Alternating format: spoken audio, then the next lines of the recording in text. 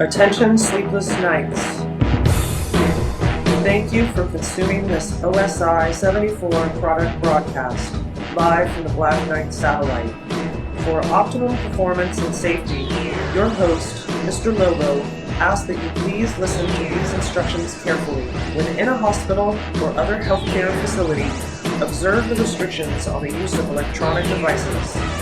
Switch off before boarding an aircraft to prevent interference with communication systems. Do not operate this device in the presence of flammable gases or fuels, chemical plants, or where blasting operations are in progress. Failure to observe these instructions may lead to immediate termination. It's time now for the show to begin. Thank you. Have a very pleasant evening. You're not dreaming. You're listening to the Sleepless Knights podcast. Gathered together from the cosmic legends of the universe, we have Mr. Lobo, Paul Sanders of Bestow TV, and Aaron Lane of Lane Film Ltd. That's a really long name for one person. Might need to do the old Hollywood thing and shorten that name. All right. What would be the acronym to that? I don't know. I feel like I thought it was going fine until you just all over it. All right, fine. We'll start. All right, back to the beginning. Ready? Yeah. And 3, 2, 1. Attention sleepless nights. Failure to observe these instructions may lead to immediate termination. It's time now for the show to begin. Thank you. Have a very pleasant evening. You're not dreaming. You're listening to the Sleepless Knights podcast. Nope. All right. Cut. 3, 2, 1. Failure to observe these instructions may lead to immediate termination. It's time now for the show to begin. Thank you. Have a very pleasant evening. You're listening to a bunch of monkeys trolling the internet. Yeah. I think we got it. And 3, 2, 1. It's time now for the show to begin. Thank you. Have a very pleasant evening. You're not dreaming. I'm here with these assholes, and you're listening. Super shit. Hashtag super shit. You're listening to the Sleepless Knights podcast. We are just fresh out of the theater. We are still squinting from the sunlight, walking out of the theater from enjoying. I enjoyed it. Superman, 2025. James Gunn's iteration of the Man of Steel.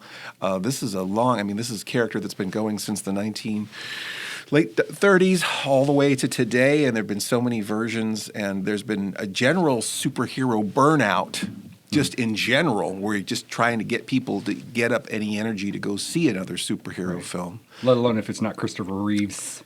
Yes, Christopher Reeves, who didn't exist. Just like there was not a George Reeve. This is one of Mr. Lobo's pet peeves. Reeves. Was it Reeves? Is it Reeves or Reeve? Peeve? Is it Peeve or Peeves? Yes, we were both trying to get there. Is it Peeve or Peeves? I guess. It's funny. It's like it's not one of your pet peeves, but you're using the wrong peeve. Yes. They missed the boat not having Keanu Reeves play Superman. Oh, wow. And then there's the Matt Reeves who's directing Batman? Didn't Christopher Reeves play Superman in the Super Pets? In the crypto movie? I don't know. Oh, I don't know. Keanu was in... Oh, Keanu Reeves. Keanu Reeves was yeah, he... what did I say, Christopher Reeves? Was he the Superman or was he the Batman? I think he was the Batman dog. I don't remember. I should. All right, you're not that. dreaming. That's right. You're reeving. So are we still grieving for Reeves? Or are we grieving for Reeve? Did Keanu Reeves die? We're talking about Superman. Keanu Reeves was never Superman, as far as I know. We're off to a great start. Anyhow, there's 3 more segments after this. We saw this movie, and again, there was a lot of anticipation. The trailer dropped. First there was like the teaser for the teaser, and then there was the teaser for the teaser for the trailer. There was the photo for the teaser. Photo for the teaser for the trailer of the trailer, and then there was a teaser for the teaser trailer, and then there was a teaser for the trailer. Anyway, we saw all that stuff, and I think a lot of us were worried that we saw too much of it. Yeah, especially like when I showed the trailer right before. That was to the on. stream. That was in the stream. Yeah. Did I just ruin this for myself? And I had the opposite. I just watched the things over and over again and tried to pick them apart for as much information as possible. In fact, we did talk at length on another podcast, pODDcast, an episode that could possibly be spoilers. Is a good time to come around and find out how much of that did we spoil. How close was Mr. Lobo? How close was Vote my and prediction? blow. Yes, that's right. So I think some of the things I thought were going to happen happened, and some of the things that I predicted did not happen. I'm surprised how much we didn't see. Like it seems like that what was in the trailers is really just in the first half an hour. Yeah. I was surprised by that. Yeah. I was surprised with that the exception of a few key shots, like Yeah. with him and Lois floating up and all that. And the That's fighting from later in scenes the movie, but a lot of the stuff was that we thought was like, oh wow, this is some deep plot that we ended up seeing too early. one of the big things was the teaser where he gets, it's like, what? Who beat up Superman? Who did this? And that's the first thing you see. Yeah. Yeah, the And, movie and opens with who it. beat up Superman? we were speculating. Doomsday? Yeah. We were speculating. First there was two. He had two different names in it because he was the Hammer of Baravia, right? Yeah. And then the Hammer of Baravia turned out to be Ultraman, but then we still didn't know who Ultraman was. And we were speculating. Right. Yeah. Right. Well, but we didn't even speculate Ultraman because we didn't even know what the Hammer No. was even back then. No, we didn't know anything about that. But I think I really wish I listened to the podcast right beforehand, but I feel like we were saying, like, oh, could it have been Doomsday? Could it have been Brainiac? Well, 'Cause wasn't Brainiac theorized to be? yeah, well, and then he had the U on his outfit. It looked like in the trailer. Well, and I know something that I was saying to Lobo after we saw it, and I feel like he hadn't read this, but you may have. But I don't know if you ever read Kevin Smith's Superman Lives script. No. Oh, okay, because there's a decent chunk of the beginning of this movie that the beats kind of play out the same. Similar. Except that, instead of him just being beat up, he just dies there. The Superman dies. Yeah, because he was He was supposed to be the death of Superman when Kevin did it. And there was kind of a death and a resurrection thing. But so it was just like, it starts with him all beat up like that, and then he just dies. And He dies. Yeah, you didn't he do it right. Why am I doing your line? But yeah, and then that had the robots in the Fortress of Solitude and Lex showing up and all of that played out similarly. That's really interesting. I do feel like in general that James Gunn did sort of. He was saying that Star Wars was kind of an inspiration. I think in a lot of ways, whereas like a show like The Mandalorian kind of is embracing all these different aspects, like thrown away concepts and referencing the holidays, referencing things that are less popular, things from its history that maybe people skip over. It's kind of that idea of no. It's all okay. We love all of it. It all counts. It all counts. and yes, so to Paulism, it all counts now. And I think it's kind of nice where it's all staying on the resume. We're proud of all of it. It's all part of who this character is. And and it's kind of interesting because Superman's a symbol of America, and I think we're feeling pretty battered in the fetal position at this point. But I think also Superman as a character was very battered and kind of lost, and I feel like that was an interesting way to start it. It's almost like he's being reborn in that moment in that crater. And he starts out helpless. He goes to the Fortress of Solitude. We learn about his parents. We learn about the Yellow Sun giving him power. We kind of learn as we go, rather than stopping down and having a full origin. We get 3 sentences that is his origin story, and that's it. Yeah. You don't know by this point. And I've only seen one reviewer that complained about that. And you don't know by this point. Yeah, seriously. Why are you here to see this movie if you don't know this?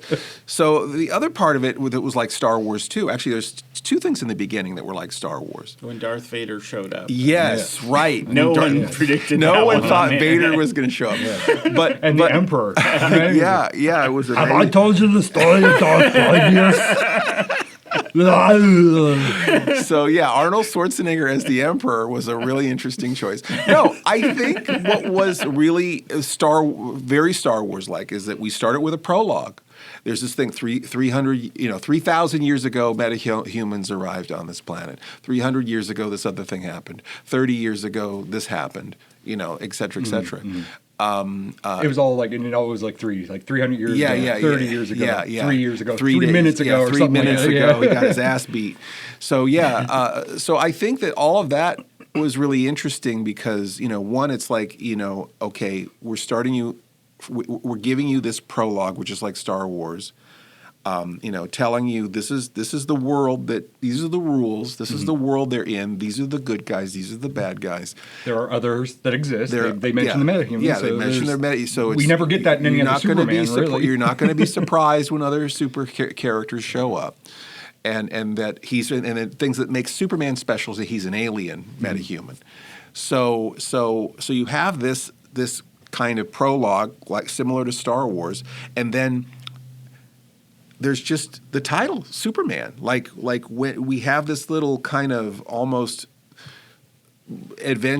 short adventure of him getting restored, and then when he flies away, he flies up, and the S turns into the logo, and we see the word Superman. We don't see a single director, actor.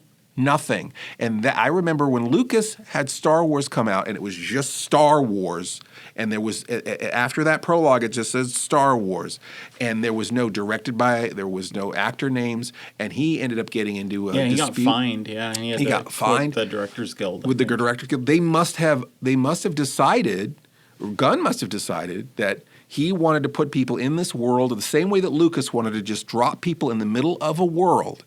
And this is not a movie. This is a story that's being told to you. This is the forward to the story. And then now we're telling you this story, and we don't want you to be thinking about who's directing it, who's writing it. The first Superman movie, it was 20 minutes of flying text. Whatever. A second unit animation checker. And this chest beating pride of just everyone's named 50,000 feet tall flying through space at you, and this movie has Superman. It has the title Superman, and we're off to the races.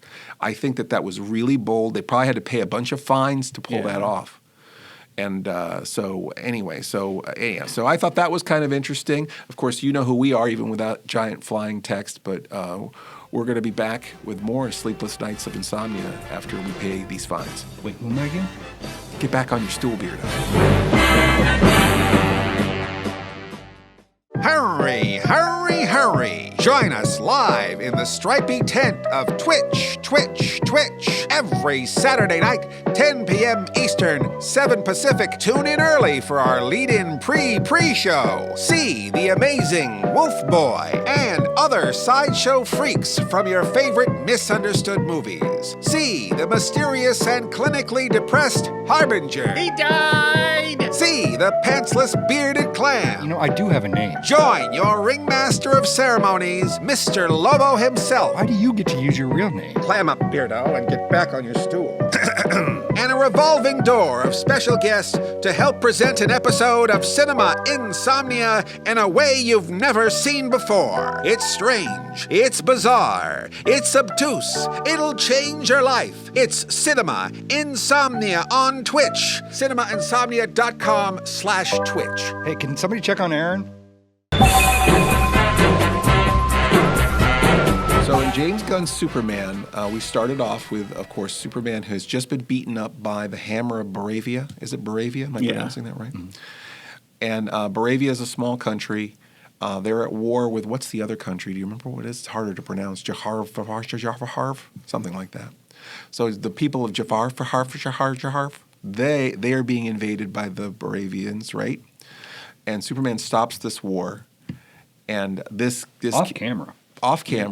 It's just talked about. And then I think we see it, what, news briefings is what we see. And then of course there's this big question as to who's this Hammer character is and how he can beat up Superman. That's the first kind of mystery of it. Mm-hmm. And then Superman gets restored, of course, in the Fortress of Solitude. What do we want to say anything about the Fortress of Solitude before we leave that? It's sharp and pointy. Yes, it comes up out of the ice. One of the few things that comes from the Christopher Reeves. Yeah. Superman. No, Christopher Reeve. Christopher Reeves. There's no S. Yeah. No. Yeah, it's on his chest. There is an S on his chest, yes. But that you don't say it out. It's like Aldi. You don't say that. There's no S. That's what the S stands for. All right. Reeves.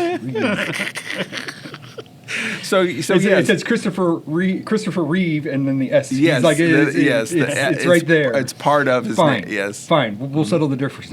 Christopher Reeve. Oh God, Reeve? No. Christopher's. Christopher's Reeve. Christopher's Reeve. There's where the S goes. Christopher's Reeve. Christopher's. This is like Reese's Pieces all over again. So anyhow, What is it? They have to leave a trail of those to catch Crypto. Yes. So that scene from the trailer, which we talked about in the other podcast, where Crypto drags him to the Fortress of Solitude. He's a good boy. The Fortress. Such a good boy. He's not though. He's the worst. He's a bad boy, but he's a good boy. Yeah. Which is funny because there's like two cuts of that. The first time we see Crypto just kind of immediately grab the cape and drag him, and then we see the full movie, and it's just like Crypto jumps on him, and breaks his bones. He's already even more. hurting. Trying to play, biting his leg. So Crypto's misbehaving. Say what you will about Crypto. Mm-hmm. But would any other dog have been able to get him back to the fortress, or would he have died there in the ice? Yeah, that's true. It is true. He did drag him back, so that was good. And I keep waiting for Storm to drag Aaron to the studio one of these times to get her a cape. Was that what was that? That was your phone. That was the fries are up. Uh-oh. Yeah. There you go. Oh my God! Probably Chris. They're gonna burn if I don't go get them. Ding, fries are done. Ding, fries are done. Ding, fries are done. Ding, fries are done. Would you like an apple pie with that? Okay. Would you like an apple pie with that? Anyway, so probably Miss Tessmacher sending me selfies. That's right, Miss Tessmacher sending us selfies. So we're at the Fortress of Solitude. It's very much like similar to the one in the Superman movie. There is a giant door though, which is more like the comic books. Yeah. But instead of a key, it's genetically unlocks for Superman. Now, in the Christopher Reeve version, is that the definitive version, or did that derive from the comic book? Did Donner? I think Donner emulated that. And I think then everything copies from there. Maybe the comic book even copied it. Because I think the fortress before the Richard Donner movie, the fortress was kind of portrayed as there's a giant door, and he would lift the giant door key. He would lift up a giant key and bring it to the giant door and unlock it. And it kind of was a lot of 90-degree angles and a lot of very tall, flat sheets of ice making this kind of fortress. It wasn't all these intertwining crystals like it is in the Superman movie. I think because of the 1970s and the sort of like pseudo-mysticism that was very popular, I think the whole idea, people like meditating with crystals and all that kind of stuff, I felt like that metaphysical aspect of it being a crystal and growing and being organic. I felt like that. I think that's a very 70s sort of affect stylistically, even though it's still awesome. Mm-hmm. But so I think that, and I can't be wrong, but I'm sure someone will tell me, but I think that's where that style That's what fortress, the comment section's for. Yes. I think that's where that style fortress comes from. The other thing that's amazing is that when he's dragged into the fortress, he's greeted by these robots, and four robots. Are there? Number four. Number four. Yeah, I think four. there's actually several of them, more than four. Because then like 14 or 11 or something was the new 12. one. 12 was the new one, yeah. And they were all famous people doing the voices, right, Aaron? I know Bradley Cooper was one of them. Jennifer Holland, who's James Gunn's wife, and she was in Peacemaker. She was one of them. Michael Rooker was one of them. It wasn't Ironsides was. Jeremy Ironsides was one of them? Michael Ironsides or Jeremy Irons? Jeremy Irons? Might have been one of them. Who played Alfred in... Alfred, Jeremy Irons. I think it was Jeremy Irons. Oh, okay. And because I just noticed a bunch of the names while the credits Alan were going, but I didn't see Alan all of them. Tudyk. Oh, yeah, and Alan Alan Tudyk was the main one. Yeah, he was I would say the main Gary. super robot. Gary. According to the credits, he's Gary. Oh, according to the... Yeah. Four's a name. Yeah. Yeah, so is Gary. But then in the credits it He's says actually Gary. Gary, which I loved that. Well, I think he even at the tail end he says, play it, Gary. Superman acknowledges that that's his name. Yeah. Oh, does he acknowledge it? Yeah, because they say about sorry, the skipping to the super end. spoil it. Yeah. Playing that he goes, play the video. Play the video. He's go ahead and play it, Gary. Yeah. He acknowledges the name. That's awesome. So the Fortress, I think, is again very much like the Christopher Reeves one, but then they sort of take. Now, you said Reeves. Well, yes, I did, but there's an apostrophe there. You didn't say apostrophe. The Christopher Reeve apostrophes. The Reeveses. Now, do you think in part 2, 4, we'll just have Gary written across his chest? Just like the Bizarro chain, but instead of it being a rock, just the rock says Gary. Yeah. Or the Force is crossed out, and then Gary is written like in crayon underneath. So anyhow, he's got these robots that all have capes, and they all look kind of 50s sci-fi. And these robots were in the comics, and I guess they help. I guess they just help take care of Superman's affairs. Mm-hmm. It's an interesting thing that he has. Well, they apparently don't discipline Crypto when No. Crypto's bad. No, I think they even say something like that's not our that's not our job. Yeah, it's above our pay grade. So Well, and it's sort of revealed later that Crypto's not even really supposed to be there. Yeah. He's visiting. I find it funny is that he says that midway through the movie. He says that I'm just babysitting. So, yeah, he's a foster. It's a foster situation, which not knowing the ending was like, he's referring to he's just watching it because of his parents, but he can't. Yeah. It's not like the dog's going back. Yeah. And then when it is revealed, it's like, now that line makes even more sense. And a lot of Crypto's behavior makes a lot more sense once you meet the owner. Yeah, that it does make a lot more sense. And because a lot of times when an animal has bad behavior, there's a person. Can we just change this to the CryptoCast? Can we just start all over? There's a lot of people who just went to go see this movie just to see more Crypto. Yeah. And what's the? Is it? It starts with an O. James Gunn's actual dog. It's like. Ozymandias. Yes, no. I know it's definitely not but that. It's not Ozymandias, but OZU. Okay, Ozu. Ozu. Ozu. So no S on the end. Not Ozu. Not Ozu. It's Ozu. So Ozu is James Gunn's dog, which is a rescue, and it is a very badly misbehaving dog. Every time the dog jumps on Superman, this is footage of Ozu jumping on their cat. So Ozu is a very bad dog, destroys property. He's very unruly, and they filmed a lot of Ozu, and then they used that as the template for the animators who made a white version of Ozu, basically. To be the Crypto dog, but the dog is mostly animated, but it is based on real basically this real dog's motion capping for.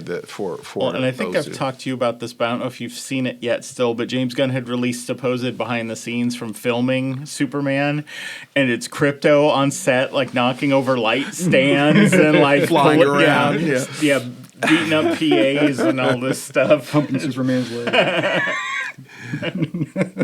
Yeah, I love that they just basically that Crypto's real. Basically, it's just like we have to somehow we corral have this superpowered dog on set.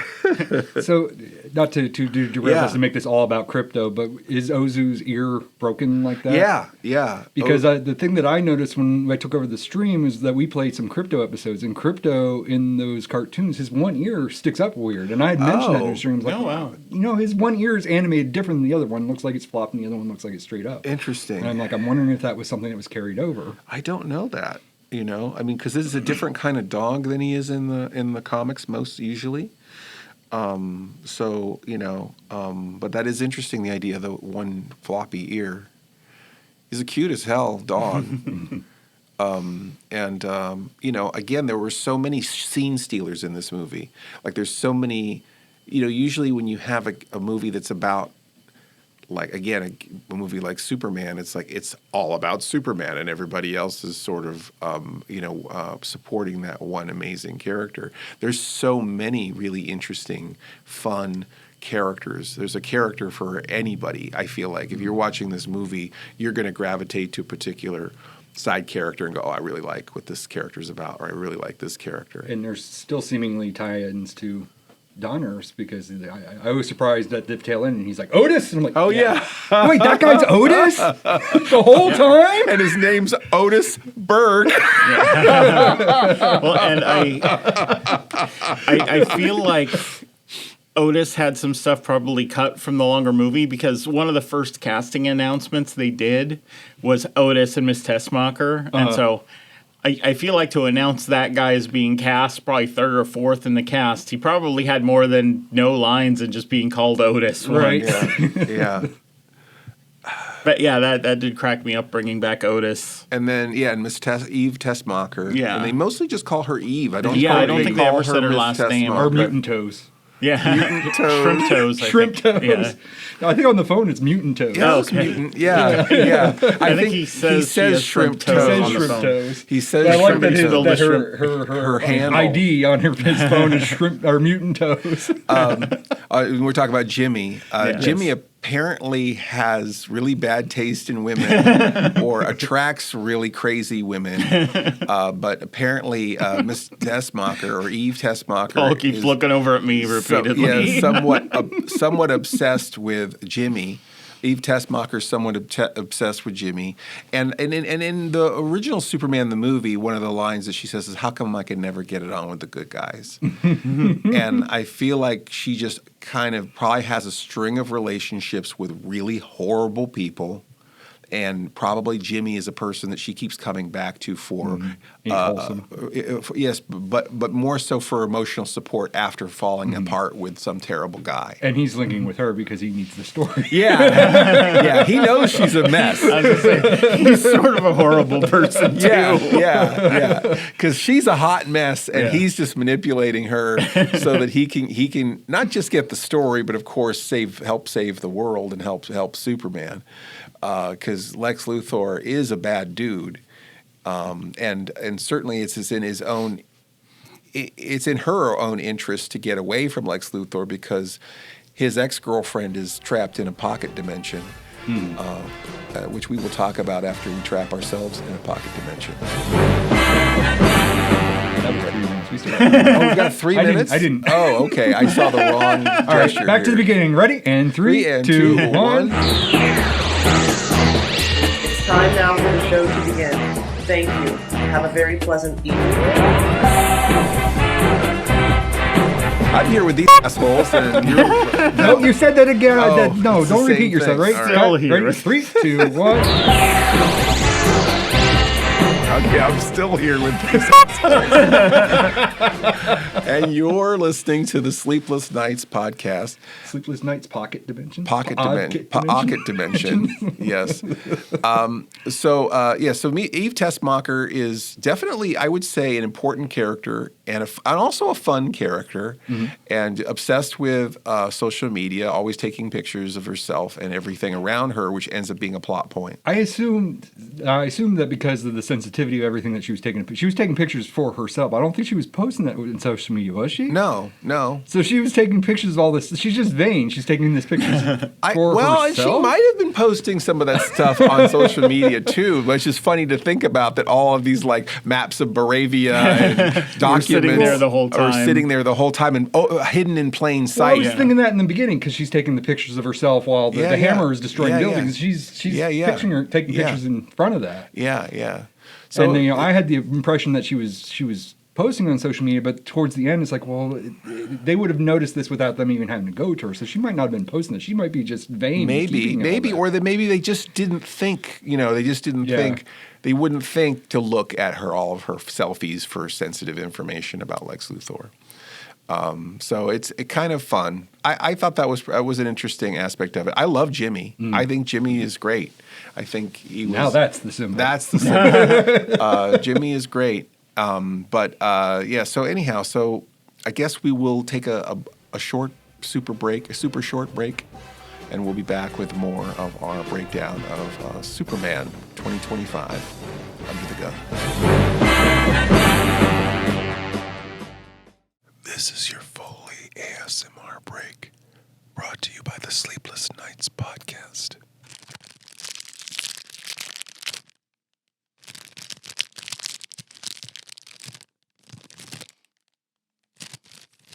This has been your Foley ASMR break, presented as a public service by the Sleepless Knights podcast and the totally made-up Ad Council for Human Decency. You're welcome. We're back with the Sleepless Knights podcast, and we're talking about Superman, Under the Gun. And so James Gunn has created a vision of Superman, and it's definitely in James Gunn's universe. Like, it has a lot of aspects to it that fit right in with Peacemaker and Suicide Squad, Guardians of the Galaxy, Creature Commandos.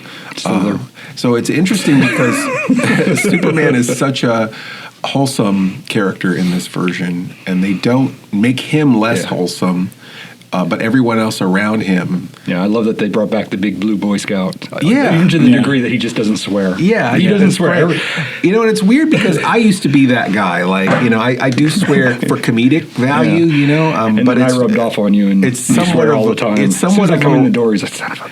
Yeah, exactly. It's somewhat of a rarity, and I do feel like swearing is just part of having a podcast. I feel like that's the language of podcasts is just swearing.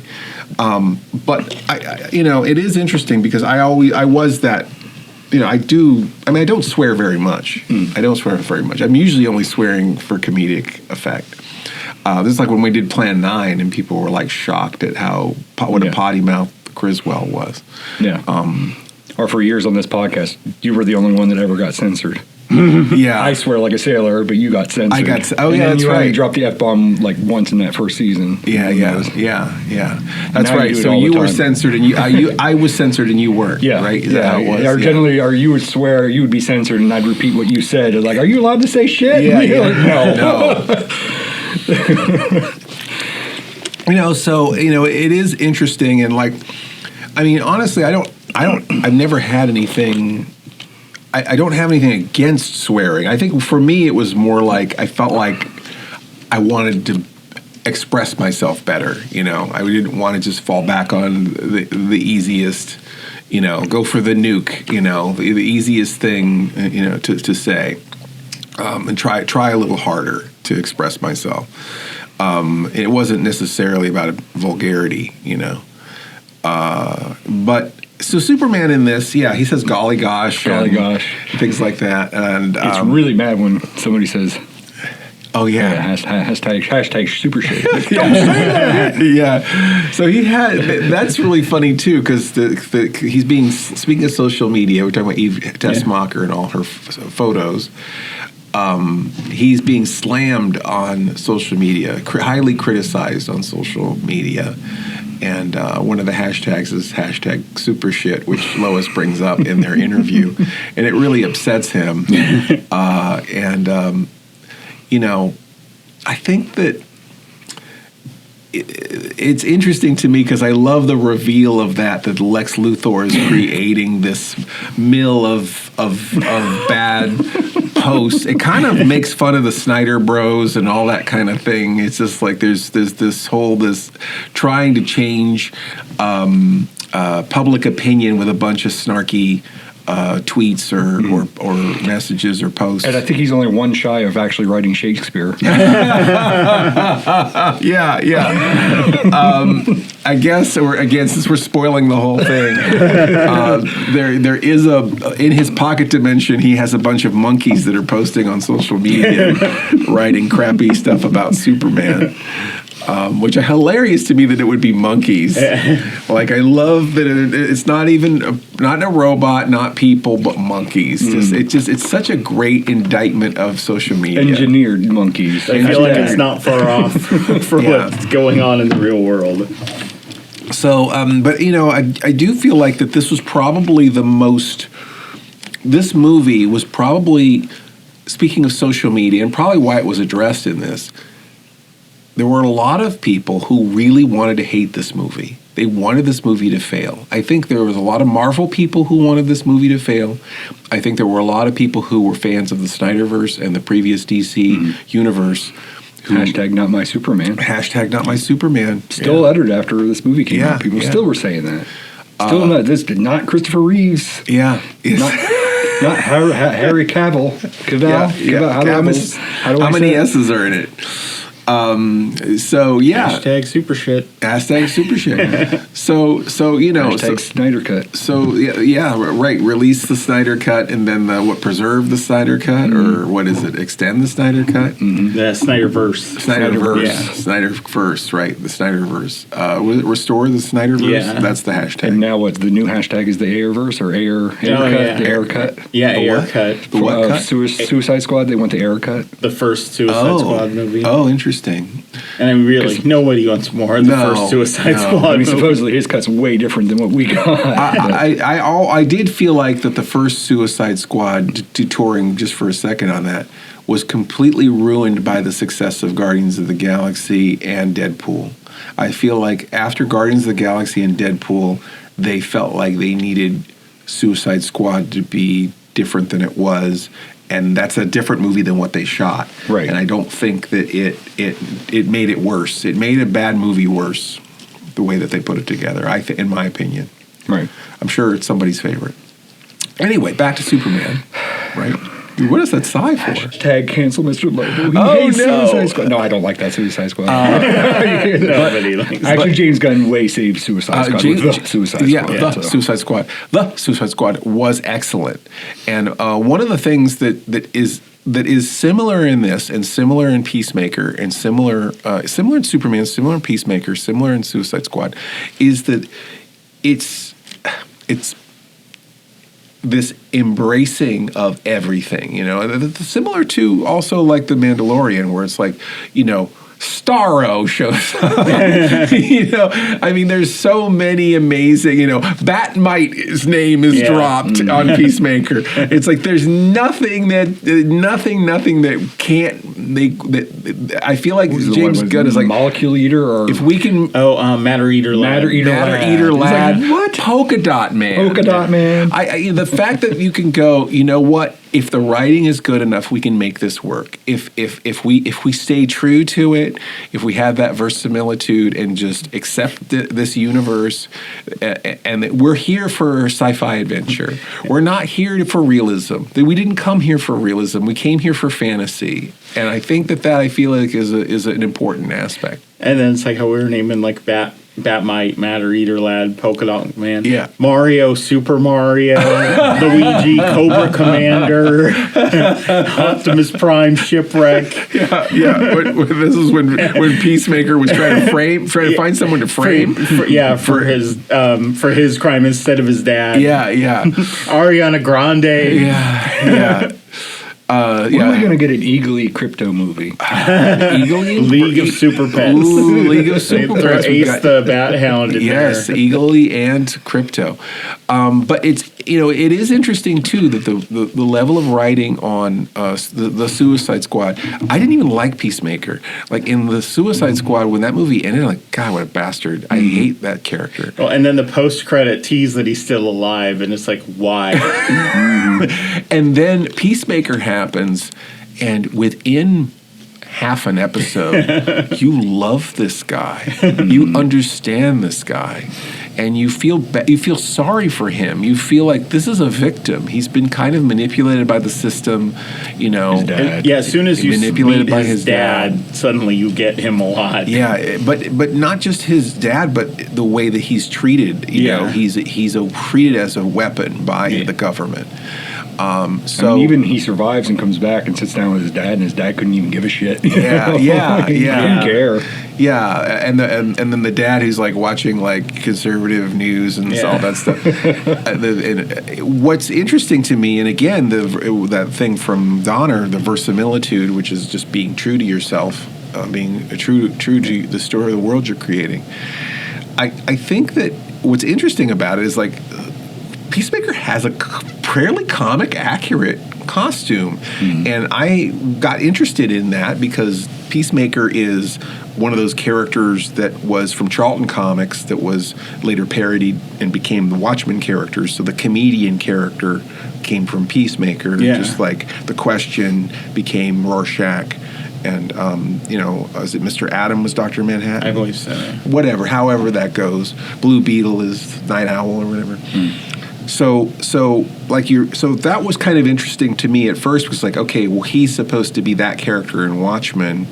So let me read about the real character. So I read a little bit on Peacemaker, and like, his father was a Nazi. He's mentally conflicted. He gets sent on a mission and accidentally kills a bunch of innocents, and it kind of wrecks him. And it's like all that's in there, like all of those aspects from the comics is in this character. And they didn't have to make it. Nobody cared enough about that character to be that true to the comic with that character. And to have the silly helmet and the weird and all of that and to take that on. And the same thing with this. It's like, yeah, he has a dog that flies. You can't pretend that he didn't. You can't pretend that he doesn't have a Santa Claus North Pole super base. You can't pretend he doesn't have all these things. He has all of those. It's not realistic enough. Yeah. He's got to be wearing black. He does wear underpants on the outside. He does of his wear, outfit. exactly. And apparently he prefers boxers over briefs. And that was a real big point, a real sticking point. And it is funny how these little details about these characters are the things that people get in the fiercest, most brutal arguments online about. The shorts versus no shorts was 90% of the argument against this character was his costume. Didn't it seem that way? It was just I avoided it. So you avoided it. I did a good job. I'll pat myself on the back. I did a really good job. It was, part of that was ignoring Aaron. I mean, it was sickening how it would be like, people would be like, taking each costume of each Superman and circling little parts of it and going, so it is this is wrong and this Paul's is wrong. Trying to avoid all the hype of the movie. And then we're like, take over the stream for a week. Here, show all the trailers. So that's a 3. Okay, that's a 3. So you have like people, who are criticizing, he's yelling at Lois now. Oh, he must hate women, or he blinked when he gets hit by something. Yeah, and they had to they fixed that. They took it out. Yeah, which I actually think it was fine when he blinked because he's not blinking because it hurts him. He's having an emotional reaction to that. Well, and then over the last couple of weeks, there's been the whole outrage because James Gunn said that Superman's an allegory for being an immigrant. Yeah. And people, Superman's not an immigrant, he's American. Yeah. Meanwhile, the original creators were writing him about being, Jewish in America. Yeah. What it's like to be Jewish in America because they were Jewish in America. Right. And their parents were immigrants. Yeah. And And the Jesus, he's not a Jesus allegory. Superman's not a Jesus allegory. He's a Moses allegory. We never got any of him on the cross poses because you remember that was a big deal when he falls out of the shuttle in Zack Snyder's. He's in the Jesus T pose and everything. Right. I don't think we got any of those. No. But we did get the fact that he has foster parents, and then we do have a parting of a Red Sea almost moment in that movie too. That is true. Yeah. So I do feel like there is the whole being from somewhere else, being persecuted, raised by foster parents, and of course there is some speculation that version of the S is somewhat Hebrew-esque in its how it looks, you know. So it is interesting that was it Seidl and Schuster, the creators of Superman, who were screwed mercilessly. I think they sold the rights for $200. Was it $200? Yeah, that's what $100 a piece, probably. That's what Neil Adams did, was try to their estate get kept that money holding back up to this them. movie because they kept suing over and over, trying to block it in other countries because I guess the U.S. already was like, you're out of luck. So they're still trying to get their piece of that back. Yeah. So, you know, they have a character that was created, you know, that was sort of, again, their rights were somewhat ignored and they were sort of swept under the rug, and a giant corporation ends up using this character that's a sort of a symbol for the guy who would stand up for the little guy. But they're really the big guy who would squash the little guy. The little guy that beats up the billionaire, but it's bankrolled by the billionaire. And that, I think, is really interesting, too, is because the other superheroes all seem to be kind of corporately funded, which Superman is not. Right. So, anyway, speaking of corporate funding, before we go out, I got to tell you that my favorite line was with Paul Kent talking to. Yes. I don't know if you remember this line when Paul goes up and he goes, Clark, remember everything. Remember that with great power comes great responsibility. Oh my God, Paul, that is so terrible. First of all, I'm the genie. First of all, that's a terrible Arnold Schwarzenegger and an even worse Robin Williams as the genie. But I don't know how that's supposed to be Pa Kent when Pa Kent never said that. That's from Spider-Man. It's Pa Kent. I'm Pa Kent. No, he said I'm Pa Kent. No. Emperor Palpatine. I'm Palpatine. That was the big twist, is that Pa Kent was Emperor Palpatine. No, Paul, none of that's right, because he didn't even say that. It's Pa Kent. That is Spider-Man. That is Uncle Ben said, with great power comes great responsibility. Pa Kent said that your choices make you who you are. Your actions, your choices make you who you are. That is the key thing. And right now, our action is to get the hell out of here. So we'll be back. Sweet maple walnuts, stop the presses. We've got a new headline. Jimmy, get in here with that copy. Here you go, Chief, or something like that. Exactly like that. And don't call me Chief. Headline. Current Uber fan Anita Rivnik kidnaps Michael Housel. John McCallum, David William Ramey, trapped in Phantom Zone. Got it? Now print it. Whatever. And get a statement from these current super fans. Lois, if you want to upgrade or join in for next month's recording, it's cinemainsomnia.com/podcast with 2 Ds. We'll see all you members in segment 5. Now get back to work. A, I'm not Lois, and B, why do I not get any lines in this? Shut up, Beardo, and get back on your stool. I remember you never had a friend like me. Oh,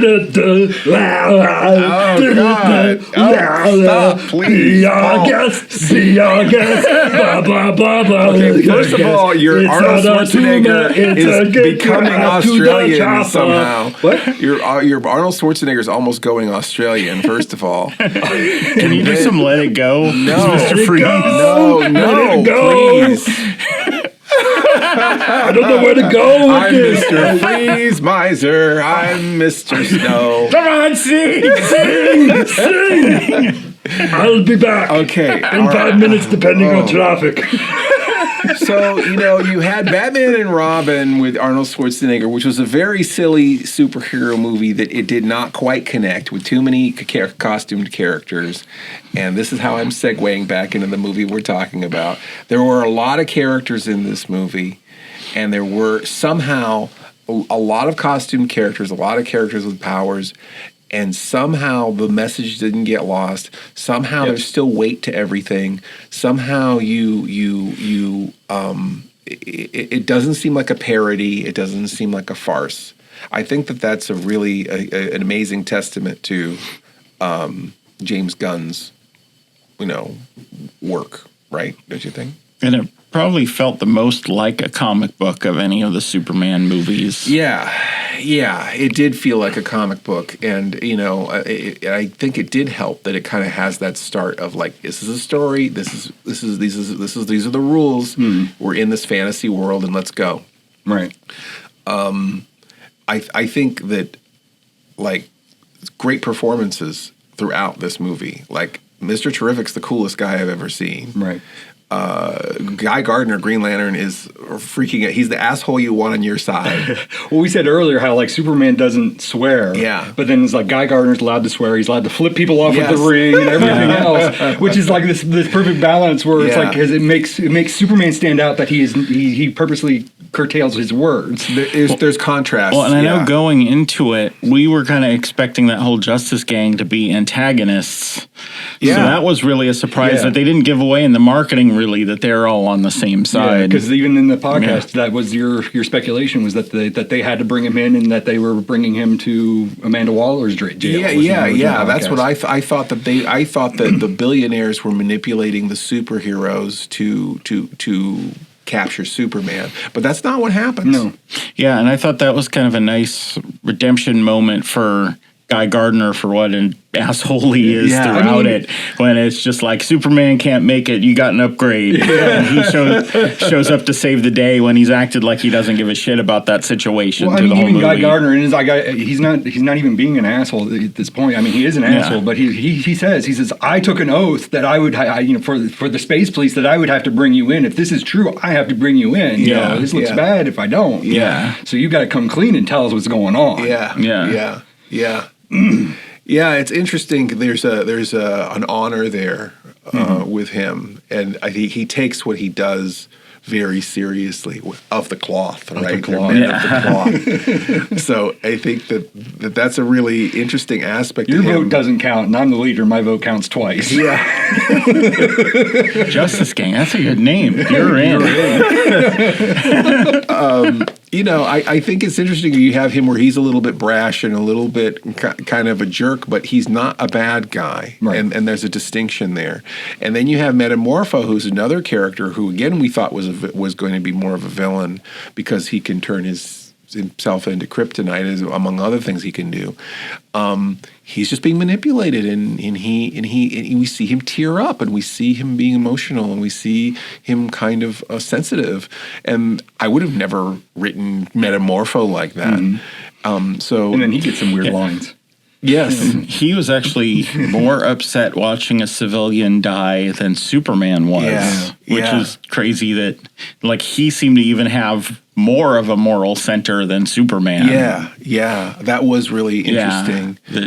If somebody who you think is going to be a villain ends up being kind of super sensitive. I thought that was really, of course he's got a child, and I love this idea that this monster is so gentle, is so, has this kind of sweeter aspect to him that you would never expect. Yeah. I also thought that I think her name's Rachel Brosnan or something like that, about the new Lois. I think it was like the best Lois live action that I've seen. I would agree. Best Lois live action. I think it's and even though Guy Gardner's a jerk, that's the best iteration of Green Lantern I've ever seen. Considering the competition of Ryan Reynolds.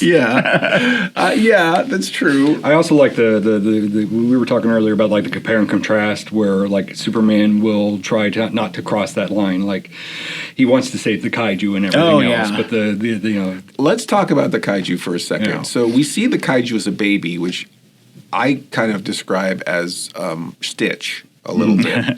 You thought it looked more I thought it looked like that thing from the you guys sent me the animated series where Bizarro adopts that little creature, and it's like all it needed was the split in its face, and it would have been that from like the animated series. It might actually be the same creature name. Yeah, it might be the same creature. It's a little bit of Not the Mama dinosaur. So we see it. Was it the frying pan? The Justice Gang only sees it as a giant. They don't ever see it small. But when it's first released into the city, we see it small. small. So we're kind of more on Superman's side because we know it's just an animal. And it's being manipulated by life. Manipulated. So we have a sympathy for the monster. Superman does. The Justice Gang do not. And Superman's trying to get it out of the city, and the Justice Gang is just they want to destroy it. Yeah. And I think that's an interesting thing because it shows, again, a contrast between who Superman is compared to other superheroes. But what I think is really interesting is in the movie, when they dispatch of the monster, the Justice Gang dispatches of the monster, it ends up just kind of slumping over, and Superman tries to catch it and gets crushed underneath it.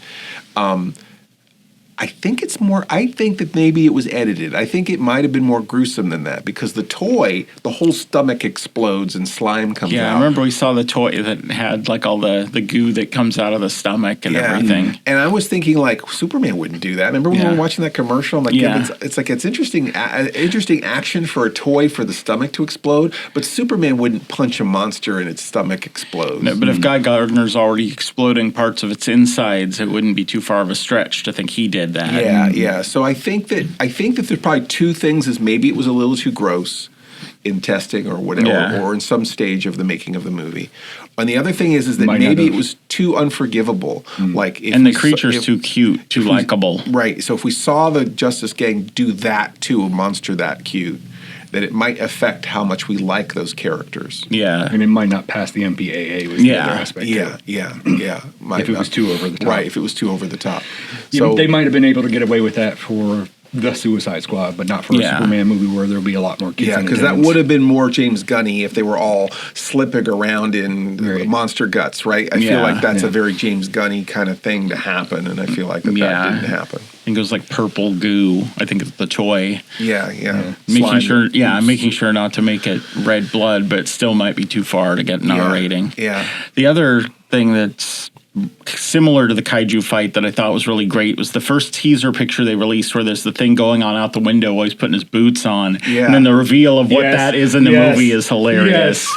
Because the nerd rage. Oh, he's just putting on his boots and this thing's going on outside. Why would they do that? Oh, is that Brainiac? Oh, he wouldn't be doing that. He'd be out there fighting that thing. Yeah. And he just blows it off. Yeah. They got it. Some imp. I don't know. Interdimensional imp. Did you just see the big hammer? The Justice Gang is struggling with this thing, and he's like, okay. They're minor nuisance. They show up all the time. This is just a thing that happens outside my window. I love it. So, are you sure you don't want to take care of that? And it's like, no, they're okay. So I thought that was really funny too, because again, there was so much venom from fans about, what is this thing going on outside the window while he's putting his boots on? And what is that thing? Yeah, why is he just putting his boots on? So I feel like, I like the idea that I guess they're sharing the burden of all the things that happen in the world. They don't, that was kind of a switch there that we had already talked about, where they go into Baravia and kind of help in that situation, even though that was more Superman's fight. Right. You thought that Superman would be saving the day, and it's theirs. And it also shows balance too for a shared universe, for something that's a shared universe. Yeah. Where they share the duties. Superman can't be there to fight anything and everything. He can't stop Metropolis from cracking in half and be in Baravia at the same time. Right.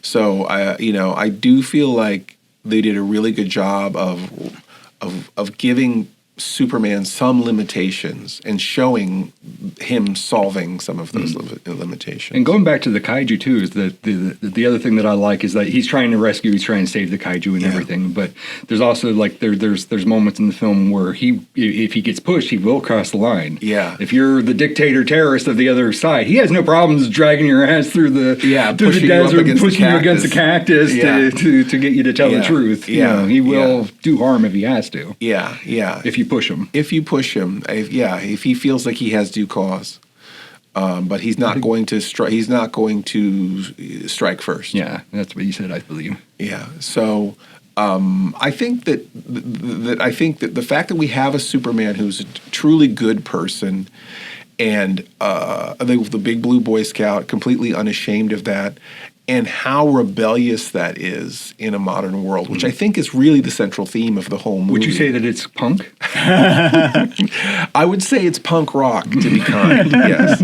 as kindness is punk rock, I think is really I'm trying to remember the band central name that he had the poster on his wall. Yeah, it was the Mighty something crab something crabs. The Mighty Pixie Crabs. I keep wanting to say Pixie Crabs, but I don't know if that's right or not. But that Lois says they suck, and then she sees the poster on his wall later. See that he's legit. He's legitimately, truly likes them. Yeah. If he likes them enough, he has a poster of them, then that's true. It is interesting, too, how much gatekeeping there is in our entertainment, where it's like, okay, you're not cool because you like these guys. And it's like, yeah, well, they sold 10 million records, so somebody must be liking them. Not, so you're not pop, or you're not punk rock, that's pop punk. Yeah, I think that was her lecture. Yeah, that was a lecture I had heard in record stores directed at people before. Too, that, like, again, ending that song with "I'm a punk rocker." Yeah, and there's a very direct conversation where she says, "You think everyone is beautiful and has good intentions?" And he said, "Well, maybe that is the real punk rock," which is. I got kind of, I'm getting verklempt all over again. But the fact that he does think everyone is beautiful and has good intentions, I think is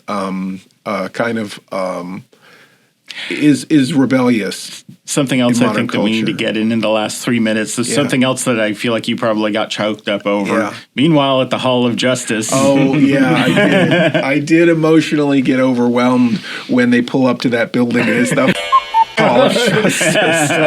It's that building. I knew that there was a building in Chicago, like a train station, that resembles the architecture that they used to inspire the cartoon in the Super Friends with the Hall of Justice. But to see them actually be in it, I definitely was emotionally overwhelmed with that. As a Super Friends fan, that was really great to see the Justice Gang hanging out in the Hall of Justice. It was really wonderful. And I think, again, that is one of the things that's really great is that I think everyone did need something a little corny. I think everyone did, not everyone, of course, but I think a lot of people needed something that had some sweetness to it, had some lightness to it, that was fun. But not just popcorn, not just meaningless. I mean, they're taking on the whole... I would say the whole conflict in the Middle East is addressed in this. I feel like... I think a little bit the Russia-Ukraine thing, too. Russia-Ukraine. I feel like there's... Evil billionaires. There's so much relevance in it. And the fact that we could have... again, similar to Star Wars, a fun movie with excitement and adventure, but then have these kind of very poignant themes that it touches on so that all that fun is so much more satisfying because there's something behind it, And there's a lot of heart well made, and I think it's the fact that we've got three assholes here must say something about James Gunn's movie, so bravo. Do you want to my enemy? Be my enemy. Everybody's my enemy. We're all.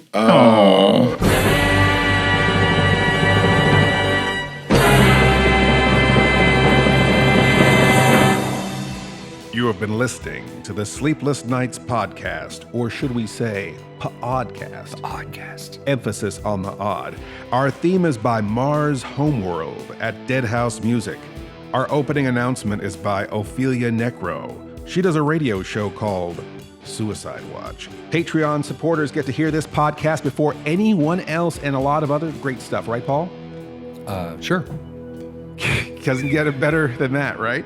So come join the fun at patreon.com/Sleepless Nights Podcast. Please stay up with us next week for another Sleepless Nights podcast. Or should we say, pODDcast. pODDcast. The best thing about being an insomniac is never having to say goodnight. Good night.